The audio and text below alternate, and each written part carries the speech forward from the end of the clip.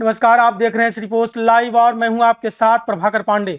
आपको बता दें कि नीतीश कुमार के मंत्रिमंडल विस्तार पर आरजेडी ने तंज कसा है और बड़ा सवाल खड़ा कर दिया है। उनका कहना है कि इस मंत्रिमंडल विस्तार के जरिए नीतीश कुमार को समाप्त करने की कोशिश की गई है और भेदभाव किया गया है। मंत्रिमंडल विस्तार पर उठाए गए सवालों पर लोक जनशक्ति पार्टी रामविलास के सांसद चिराग पासवान की जीजा अरुण भारती ने करारा जवाब दिया है। क्या कहा है, पहले आप ये सुने। झांकी निकाली गई, झांकी में लव जिहाद को दिखाया गया और साफ तौर पे लिखा गया कि धर्म से अलग हटोगे तो कटोगे। कि कहीं कोई हर जगह फ्रिंज एलिमेंट होता है, वो लोग कुछ उल्टा सीधा निकालते हैं धार्मिक सौहार्द बिगाड़ने के लिए। हम लोग उस पर ज़्यादा ध्यान नहीं देना चाहिए। अच्छा, ये विधानसभा चुनाव नज़दीक आने वाला है, क्या लगता है आप लोग भी तैयारियां कर रहे हैं विधानसभा चुनाव को? कितनी डिमांड रहेंगे? लगभग सीटों का तैयारी चल रहा है, तैयारी कर रहे हैं। मैंने पहले भी कहा था कि तैयारी जो होगी हम लोगों की पूरे के पूरे 243 सीटों पर रहेगी और मुझे लगता है कि एनडीए का हर दल 243 सीटों पर ही तैयारी कर रहा है। गठबंधन में जब तय होगा ना कि कौन किस सीटों पे लड़ेगा, कितनी सीटों पे लड़ेगा, तो जहां वो चुनाव लड़ेगा मजबूती से चुनाव लड़ेगा, लेकिन जहां वो चुनाव नहीं लड़ेगा वहां गठबंधन के सहयोगियों को जिताने का काम करेगा। इसलिए तैयारी पूरी के पूरे 243 सीटों की होगी।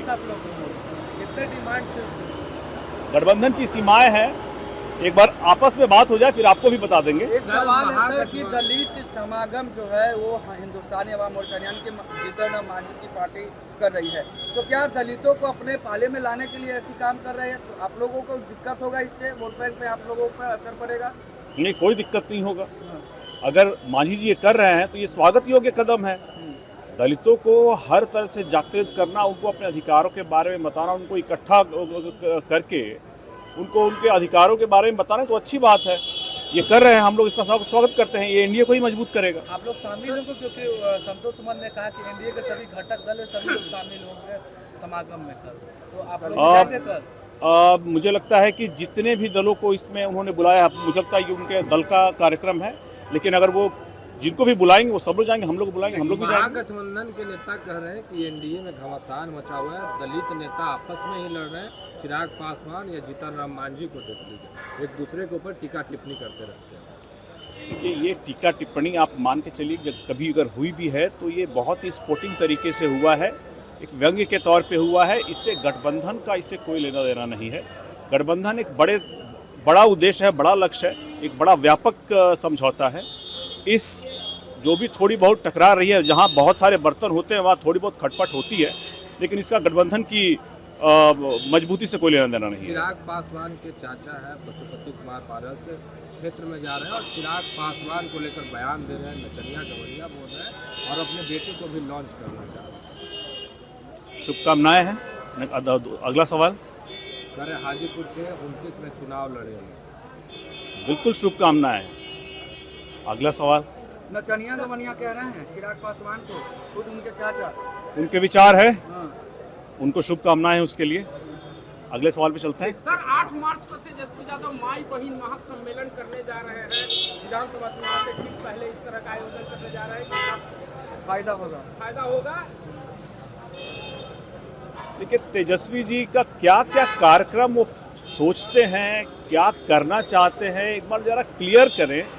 इस योजना को लेकर के जिस तरह से वो आगे बढ़ रहे हैं उसका प्रारूप भी हम लोगों को बता दें कि वो कैसे करेंगे उसको। देखिए, बिहार को विकसित करने के लिए बड़ा ज़रूरी है कि कोई भी पैसा आए वो जनता के विकास के कार्यों में लगे।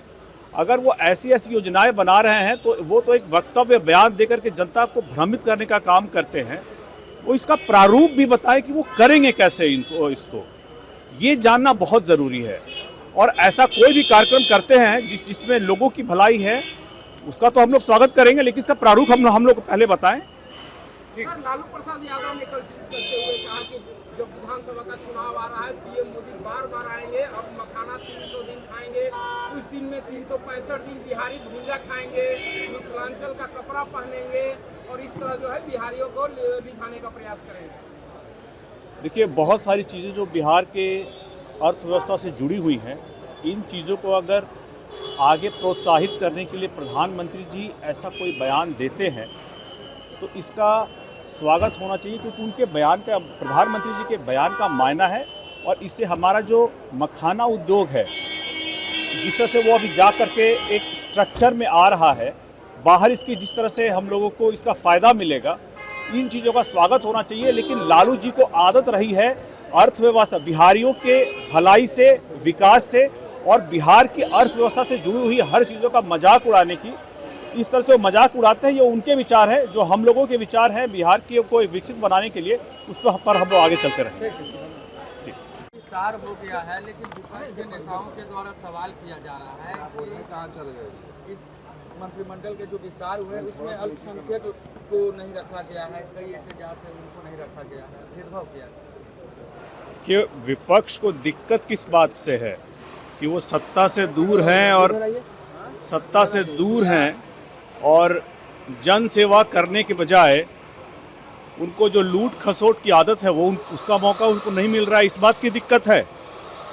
देखिए, ये मुख्यमंत्री जी का विशेषाधिकार है कि वो किसको मंत्री बनाए, और काम को बेहतर तरीके से आगे बढ़ाने के लिए बिहार में विकास की रफ्तार को आपने देखा होगा किस तरह से सेंट्रल बजट में बिहार को ये स्पेशल पैकेज मिला है फिर से।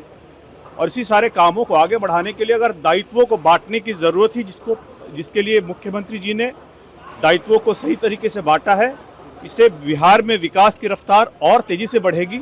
लेकिन जो भ्रष्टाचार का जिनको आदत रहा है, जिनको हमेशा सत्ता एक जिम्मेदारी नहीं लूट खसोट की का जरिया रहा है, उनके लिए तो हमेशा यही लगेगा कि उनके लिए फिर से मौका चला गया। किस तरह से जोड़ तोड़ कर रहे हैं, लगातार उल्टे सीधे बयान दे रहे हैं मुख्यमंत्री जी के लिए, क्योंकि उनको पता है कि एनडीए की ही सरकार बनने वाली है बिहार विधानसभा चुनावों के बाद, और उनको लूटने खसोटने का, भ्रष्टाचार का मौका नहीं मिलेगा। इसलिए बौखलाहट में कुछ भी कह रहे हैं। आप ये मान के चलिए कि जिस तरह से डबल इंजन की सरकार बिहार में लगातार प्रधानमंत्री जी की तरफ से जो विशेष ध्यान दिया जा रहा है, दायित्व बढ़ रहे हैं, और इसमें विकास को कैसे हम बेहतर तरीके से रफ्तार दे सके, इसके लिए मंत्रियों की संख्या बढ़ा करके उनको अलग अलग जिम्मेदारियां दी गई हैं। लोक जनशक्ति पार्टी के सांसद और चिराग पासवान की जीजा अरुण भारती ने कहा है कि विपक्ष को हर चीज में भेदभाव नजर आता है। मंत्रिमंडल विस्तार बिहार के विकास के लिए किया गया है और किया जा रहा है, और आने वाले विधानसभा चुनाव को लेकर मुख्यमंत्री ने यह कदम उठाया है, जो कि मुख्यमंत्री का विशेष अधिकार है। लोक जनशक्ति पार्टी के राष्ट्रीय अध्यक्ष, पूर्व केंद्रीय मंत्री और चिराग पासवान के चाचा पशुपति पारस द्वारा चिराग पासवान को नचनिया गवनिया कहे जाने के सवाल पर अरुण भारती ने कहा है कि बोलने दीजिए, वह सवाल से बचते रहें, क्योंकि जो भी सवाल उनसे पूछा जाता है वो सवाल नहीं दे पाते हैं और उलूल जुलूल बातें करते हैं। उन्होंने दावा किया कि 2025 में एनडीए की सरकार आएगी, हम सभी घटक दल एक साथ हैं और एकजुट होकर चुनाव लड़ेंगे। जीतन राम मांझी के आज दलित समागम कार्यक्रम पर उन्होंने कहा कि उन्होंने शुभकामनाएं उनको, यह अच्छी बात है कि वह दलितों को एक साथ ला रहे हैं। तेजस्वी यादव द्वारा महिलाओं के लिए मान सम्मान योजना के तहत किए गए बड़े कार्यक्रम पर उन्होंने कहा कि तेजस्वी यादव को बताना चाहिए कि इस कार्यक्रम का प्रारूप क्या होगा। अगर लोगों को फायदा होगा तो निश्चित तौर पर यह इसका स्वागत किया जाना चाहिए। इस तरह की बातें अरुण भारती ने कहा, और क्या कुछ कहा है अरुण भारती ने मैंने आपको सुनाया। फिलहाल इस खबर में बस इतना ही। आगे के तमाम खबरों के लिए बने रहें मेरे साथ। वीडियो को लाइक करें, शेयर करें, चैनल को सब्सक्राइब करना ना भूलें। धन्यवाद।